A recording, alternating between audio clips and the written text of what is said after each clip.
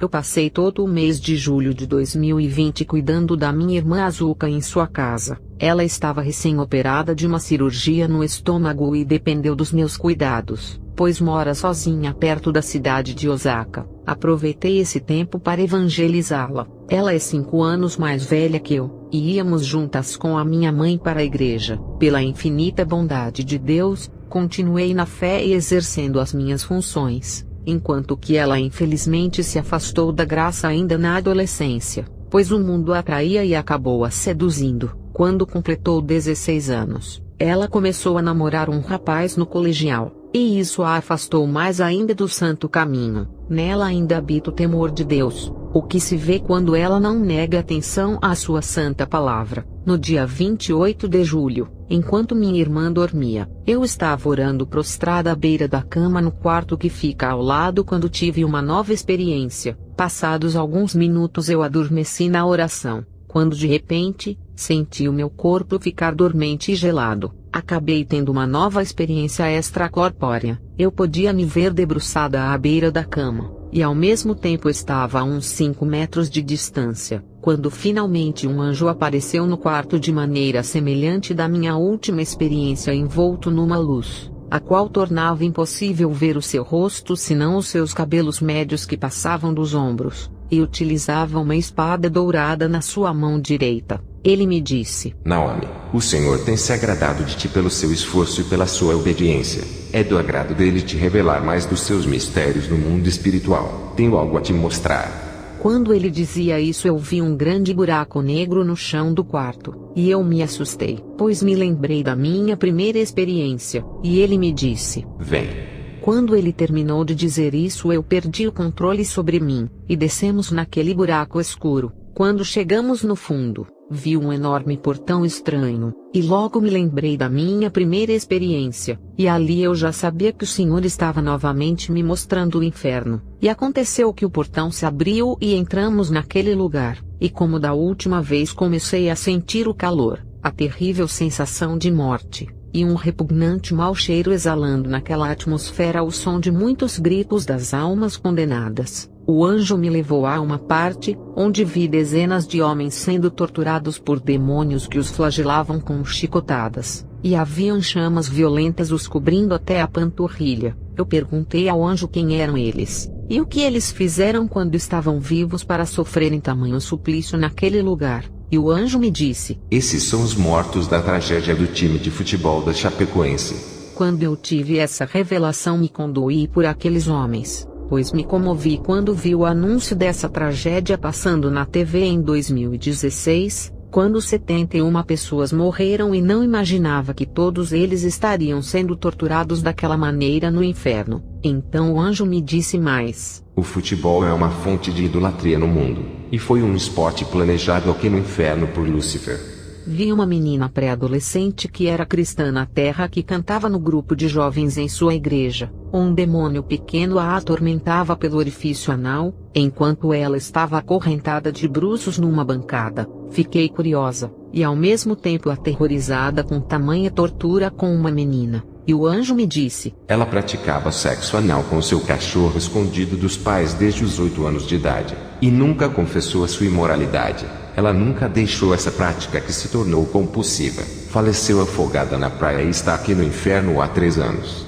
Era terrível o tormento daquela menina, mas infelizmente ninguém podia mudar o seu destino. Vi homens queimando presos em tochas suspensas no ar com chamas até o peito. Eles eram pastores e bispos que estavam casados com outras mulheres enquanto que as suas respectivas primeiras esposas ainda estavam vivas na terra. Eles estavam na prática do adultério, contaminando o altar. O anjo me deu como referência o texto que está em Lucas 16:18. Quem se separar de sua esposa e se unir a outra mulher estará cometendo adultério, assim como o homem que se casar com uma mulher divorciada estará igualmente adulterando. Me lembrei de que o pastor Foucault me permite o segundo casamento na igreja. Andamos mais, e vi uma reunião de demônios. Um deles disse: Temos que roubar ainda mais o tempo desses cristãos com a tecnologia. Já conseguimos há muito tempo introduzir muitas das nossas criações nas igrejas, e eles amam o mundo de tal maneira que já as aceitam sem sentirem culpa.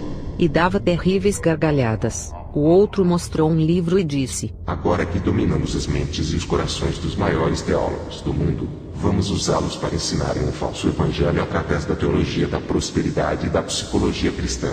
E então, sem sermos vistos, saímos daquele lugar, e vi uma grande bancada de pedra coberta de livros empoeirados de filosofia bíblica e teologia moderna. Foi quando o anjo me disse: através desses falsos ensinos, muitos têm se desviado da fé e se distanciado da verdade, crendo em ensinos humanos para alimentarem seus egos.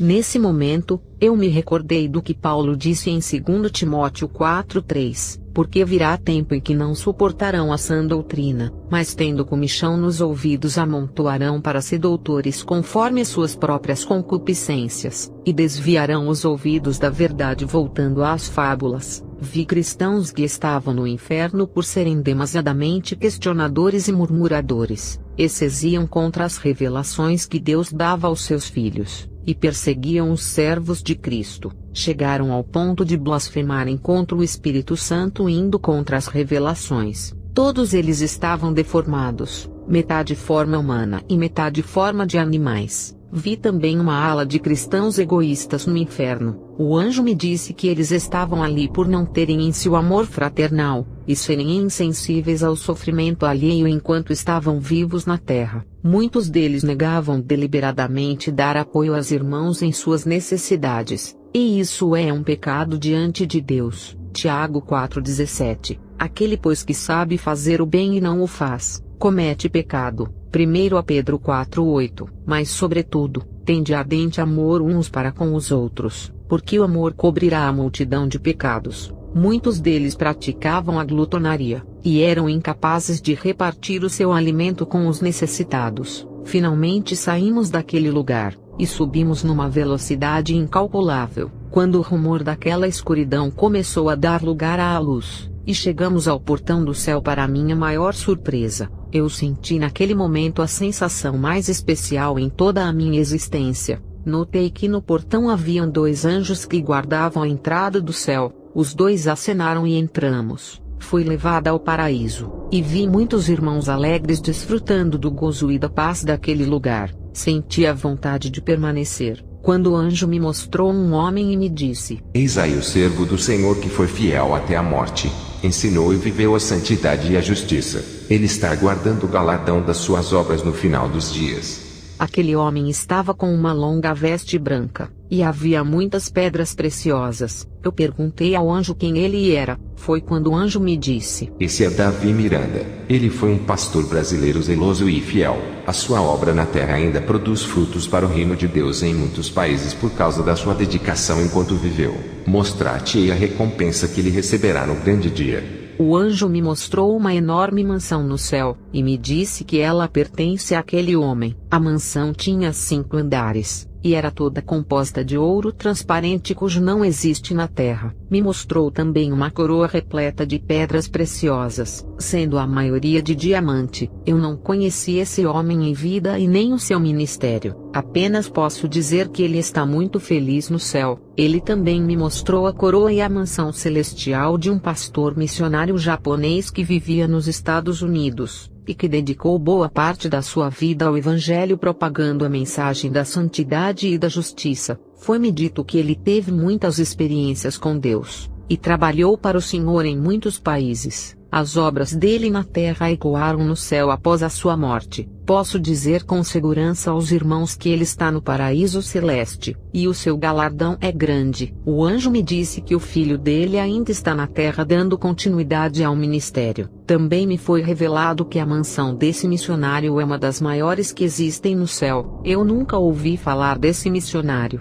e nem mesmo no nosso país, e não me foi revelado o seu nome. Eu pedi que me fosse mostrada a minha casa e a minha coroa, mas ele me disse que ainda não era tempo. Então ele me disse que era a hora de eu voltar ao meu corpo, e me orientou que arquivasse essa experiência como as outras em texto para a edificação de muitos, e assim eu o fiz. Voltamos ao quarto na casa da minha irmã Azuka, e eu vi o meu corpo na mesma posição de quando eu estava orando. O anjo me disse que eu deveria perseverar nas orações e súplicas me enchendo do poder de Deus. Ele me disse: Naomi, Os demônios têm lutado contra as mensagens que o Senhor tem lhe dado desde o início. Eles têm feito com que muitos duvidem das revelações. Quanto a ti, continue firme como uma fiel sentinela, e no final receberá a sua porção naquele grande dia. Havendo dito isso, ele sumiu na luz, e então eu retornei ao meu corpo gelado, e já eram 6h43 da manhã. Depois desta última experiência eu fiquei 5 dias doente, e foi a minha irmã Azuka quem passou a cuidar de mim, pois a mesma já estava recuperada da cirurgia. Senti mais uma vez o amor da minha irmã por mim quando ela cuidou de mim doente, retribuindo racionalmente ao meu cuidado por ela quando esteve operada. Eu tenho esperanças de que a minha amada irmã retornará aos santos caminhos do Senhor, pois Ele conhece e sonda os corações. Queridos irmãos, a maior lição que eu tive nessa minha última experiência foi sobre o amor fraternal, que nos amemos sem fingimento e com um coração puro, pois essa é a vontade do nosso Criador, que nunca neguemos a ajuda ao necessitado, que nunca ignoremos o sofrimento alheio, e finalmente carreguemos as cargas uns dos outros, e assim cumpriremos a lei de Cristo.